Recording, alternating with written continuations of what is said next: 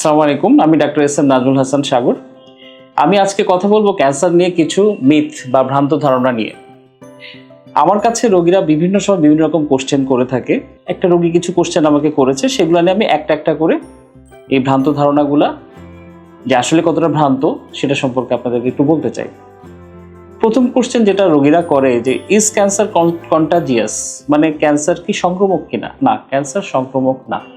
Cancer রোগীর সাথে একই খাটে ঘুমালে, একই প্লেটে খাবার খেলে ক্যান্সার রোগীর সংস্পর্শে আসলে ক্যান্সার হয়ে যায় না। সো ক্যান্সার সংক্রমক না। আরেকটি কথা বলে যে বেশি বেশি চিনি খেলে কি ক্যান্সার আরো বেশি বেড়ে যাবে? না, এটাও ভুল ধারণা। বেশি চিনি খেলে ক্যান্সার বেড়ে যাবে না।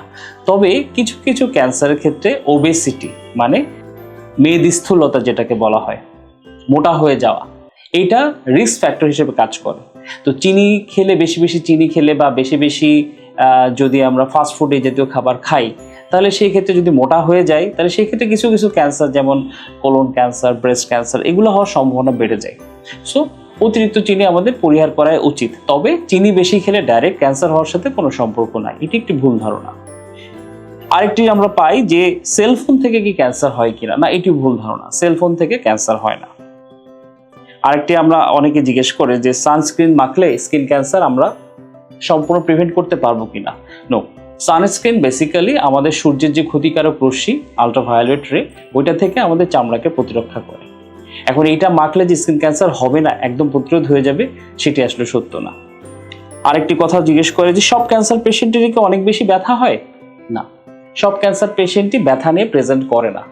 সাধারণত অধিকাংশ ক্যান্সারই যদি আর্লি স্টেজে ধরা পড়ে, পেশেন্টদের খুব কম ব্যথা অথবা ব্যথা একেবারে থাকেই না। যখন ক্যান্সারটা হাড়ে ছড়িয়ে যায় বা শরীরে অন্য কোথাও ছড়িয়ে যায় বা ক্যান্সারের আকার আকৃতি প্রকৃতি অনেক বেশি হয়ে যায়, বীভৎস আকার ধারণ করে, তখন এটাতে ব্যথা হয়। সো সব ক্যান্সারেই যে প্রচণ্ড ব্যথা হবে ব্যাপারটা তা না। আচরণের কারণে কি ক্যান্সারের ঝুঁকি বাড়ে? অনেকে আমাকে প্রশ্ন করে যে ও তো সারা জীবন অনেক খারাপ কাজ করেছে বা কোনো পাপ করেছে, ক্যান্সার হয়েছে, ও নিশ্চয়ই কোনো পাপ করেছিল। এটি সম্পূর্ণ একটি ভুল ধারণা। ক্যান্সার হওয়ার সাথে কারোর আচরণবিধি বা সে কি অপরাধ করেছে সেটির কোনো সম্পর্ক নেই। হার্বাল প্রোডাক্ট, যে কোনো ভেষজ প্রোডাক্ট, হোমিওপ্যাথি, এগুলো কি ক্যান্সার কিওর করে? না।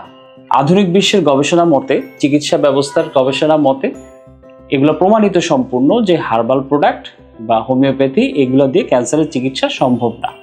আরও কিছু প্রশ্ন আমি আমার রোগীদের কাছ থেকে পেয়ে থাকি। যেমন রোগীরা অনেক সময় প্রশ্ন করে, আমরা যখন তাদেরকে কোনো ক্যান্সার নিয়ে আমাদের কাছে আসে, আমরা যখন চিকিৎসার কথা বলি, সাপোজ অপারেশন অথবা কেমোথেরাপি বা রেডিওথেরাপি, তো কেমোথেরাপির ক্ষেত্রে অনেক রোগী প্রশ্ন করে, কেমোথেরাপি দিলে তো আমার রোগী মারা যাবে, আমি তো শুনেছি ওই রোগীটা কেমোথেরাপি দিয়ে মারা গিয়েছে। আসলে এটি একটি ভুল ধারণা। আমি একটু ব্যাখ্যা করব কিভাবে।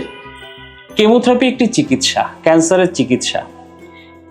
এটি কিছুই না, জাস্ট ক্যান্সারের যে ওষুধটা সেটা নির্দিষ্ট নিয়মে স্যালাইনের মধ্যে মিশানো হয়, সেই স্যালাইনটাকে রোগীর শরীরে পুশ করা হয়। এই ওষুধটি যখন রোগীর শরীরে যায়, তখন রোগীর শরীরে যে ক্যান্সারের কোষগুলো আছে সেগুলোকে মেরে ফেলে। অবশ্যই এই কেমোথেরাপি চিকিৎসার কিছু পার্শ্ব প্রতিক্রিয়া আছে, এবং কেমোথেরাপি দিলে অনেক সময় দেখা যায় যে রোগীর রক্ত যদি অনেক কমে যায়, রোগীর যদি প্যানসাইটোপেনিয়া হয়, সেক্ষেত্রে অনেক সময় দেখা যায় যে রোগীর ইনফেকশন হওয়ার চান্স বাড়ে, হয়তোবা এন্ড অফ দ্য ডে সে মারা যেতে পারে। কিন্তু কেমোথেরাপি দিলেই রোগী মারা যাবে, ব্যাপারটা আসলে সম্পূর্ণ ভুল। আমরা যেটা দেখি সবসময়, আমাদের দেশে যেহেতু সচেতনতার অভাব, অধিকাংশ রোগী কিন্তু আসে অ্যাডভান্স স্টেজ দিয়ে। সো অ্যাডভান্স স্টেজ নিয়ে যখন রোগীরা আসে, তখন দেখা যায় যে আসলে চিকিৎসা শুরু করতে করতে দেরি হয়ে যায়।